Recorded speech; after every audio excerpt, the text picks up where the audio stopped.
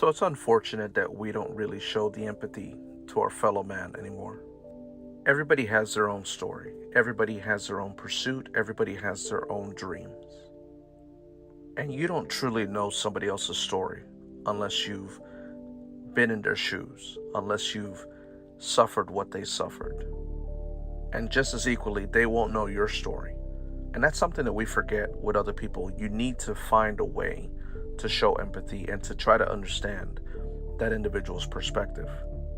Does that justify that somebody can be mean to you? No, of course not. That's not what I'm saying.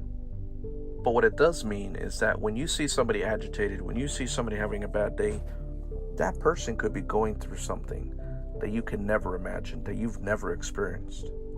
It could be all sorts of heartache, depression. It could be suicidal thoughts. It could be a number of things. And there's absolutely no reason to ignore that. You yourself probably went through something, either today, yesterday, last week, whatever. And that constantly consumes your mind. It disturbs you. It's something that bothers you. And you could be taking it out on somebody else, somebody that you love, somebody that's your friend. And just as equally, that other person that you see lashing out at you or somebody else is going through something just as equally as painful.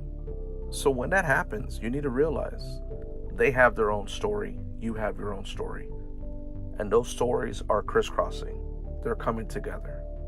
There's absolutely no reason to have that toxic mentality that you want to be angry at that person. You don't even know what they're going through. So it's easy to ignore these factors. We all go about our ways and we're mindlessly in our own little bubble.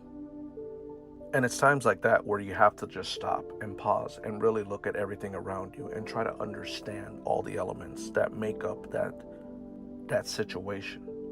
And when you do show that empathy, that person will warm up to you.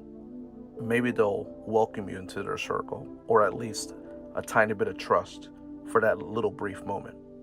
And it's the same way where somebody tries to reach out to you. It could be a complete stranger.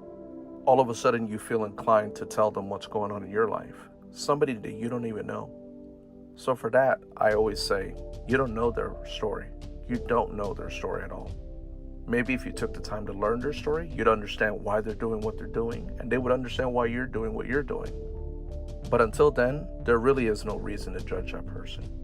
Outside of somebody doing something heinous, hurting somebody, murdering, etc., you should at least say to yourself, why is this person angry?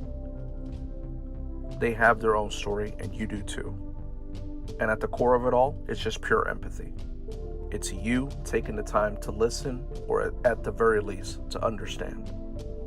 When you see that person agitated at your local coffee spot, just take a quick moment to think. Their story is their story, and they're living it the way they only know how. And you can either be a part of their story, or you can completely ignore it. Just like a book. Do you want to read it, or do you want to put it down?